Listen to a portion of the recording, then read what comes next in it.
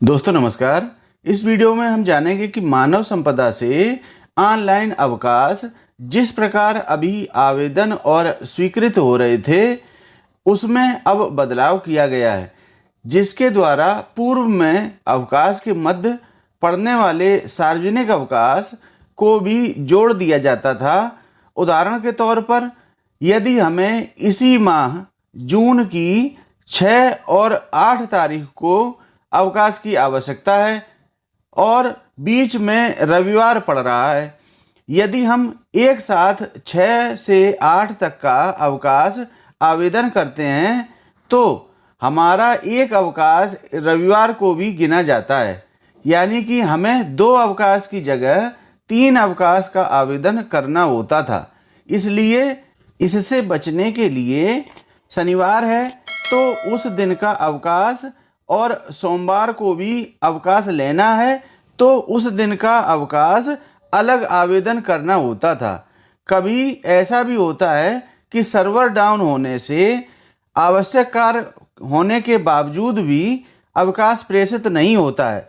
इन्हीं सब दिक्कतों को देखते हुए अब अगर 3 दिन या उससे अधिक का अवकाश लेना है तो उसके बीच आने वाले सार्वजनिक अवकाशों को जोड़ा नहीं जाएगा। लेकिन इसमें भी यह कार्य आपको ही करना है कि अवकाश आवेदन करते समय इसकी जानकारी पोर्टल पर भरनी होगी, तभी इस प्रकार का अवकाश लिया जा सकता है। इसे देखने के लिए चलते हैं पोर्टल पर। लॉगिन करने के बाद सामान्य तौर पर अवकाश आवेदन के पेज पर चलते हैं।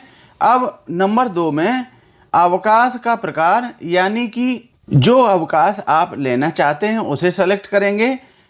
फिर यहाँ हम कैजुअल लीव यानी कि 3 दिन का आकस्मिक अवकाश आवेदन करके देखेंगे।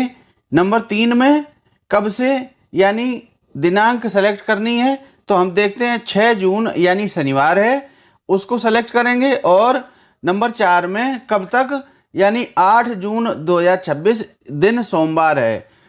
कुल अवकाश काउंट हुआ 3 दिन जो कि अभी तक चल रहा था।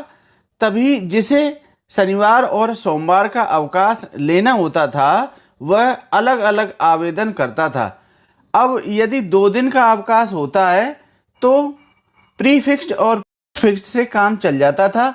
इसके आगे यहाँ बदलाव हुआ है कि जैसे ही आप 3 या 3 से अधिक दिवसों का अवकाश प्रेषित करते हैं तो एक drop down tab public holiday between leaves यानी कि अवकाश के मध्य आने वाले सार्वजनिक अवकाश हैं अथवा नहीं, तो इस ड्रॉप डाउन टैब पर क्लिक करते ही यस और नो पूछेगा।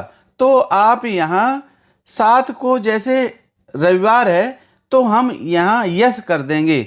जैसे ही सेलेक्ट किया जाएगा अब पूछेगा नंबर ऑफ हॉलीडेज बिटवीन यानी कि जितने सार्वजनिक अवकाश आपके अवकाश लेने के बीच में आ रहे हैं वह भरने हैं। यहाँ रविवार आ रहा है तो हम 1 भर देंगे।